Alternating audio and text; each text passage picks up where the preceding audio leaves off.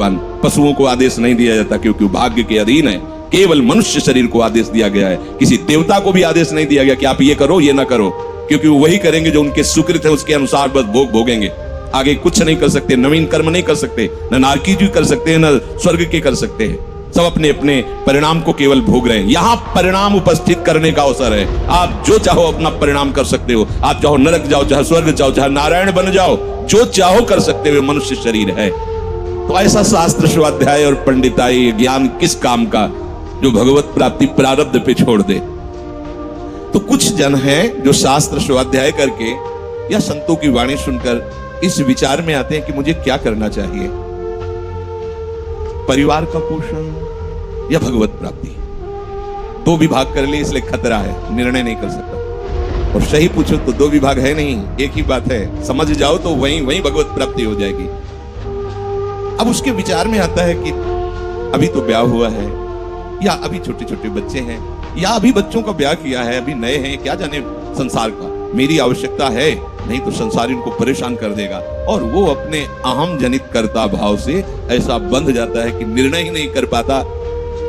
श्री चरणदास जी कह रहे, ए भाई समझो, जिस कर्तव्य को तुम विसार करके झूठे भाव को कर्तव्य मान रहे हो, अरे माया के दीवाने, अरे हिया नहीं रहना, करना अंत पयाना। यहां से जाना है, यहां से जाना है। ये भूल जाते हैं माया की ऐसी भूल भुलैया है कि हमें शरीर में राग और शरीर संबंधियों के राग में सुख मिलने लगता है और लगता है कि मैं अविनाशी हूं। वैसे मैं तो अविनाशी ही है, पर विनाशी को लेकर मैं ये भूल कर बैठता है, और जिसको पकड़ा है वो सब विनाशी, सब विनाशी। गो गोचर जहां लग मन जाई, तो सब माया जानो भाई। दुनिया में लाखों का मेला जुड़ा, हंसा जब जब उड़ा तो अकेला उड़ा। समझो, ये माया की चाल है जो तुम्हें समझने नहीं दे रही है भाई। समझो समझो, अरे माया के दीवानों, यहां से हमें जाना है, जाना है। कुछ साथ नहीं ले जाना है, कोई साथ नहीं जाएगा। बस तुम फंस गए हो मोह दलदल में।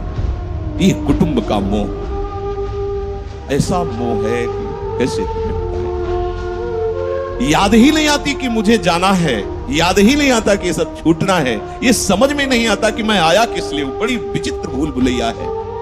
मोह कुटुंब के अवसर खोलो। दो बातें आती हैं, परिवार का पालन पोषण, ये धर्म पालन करूं, या हरि का भजन करके भगवत प्राप्ति करूं। तो बोले मोह कुटुंब के अवसर खोयो। अवसर मिला है तुमने, भलो पायो दांव।